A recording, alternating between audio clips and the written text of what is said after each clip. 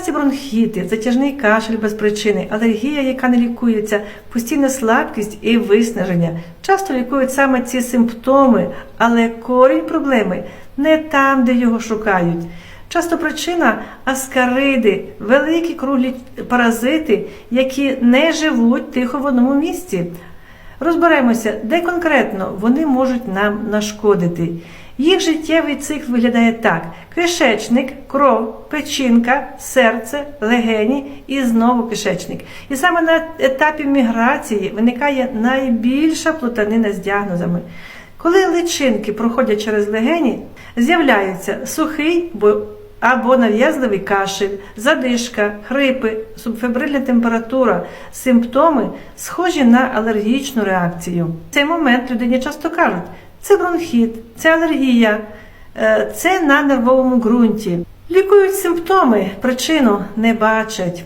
Коли паразити повертаються в кишечник, симптоми по легенях стихають, але з'являється інше. Біль або дискомфорт у животі, постійна слабкість, головні болі, дратівливість, проблеми зі сном, відчуття виснаження без причини. При масовому розмноженні аскариди можуть збиватися в клубки, викликати кишкову непрохідність, потрапляти в жовчні протоки, провокувати холецистит, викликати панкреатит.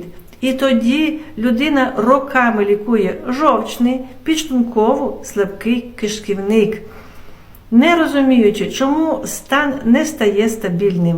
Важливий момент – чому їх важко діагностувати.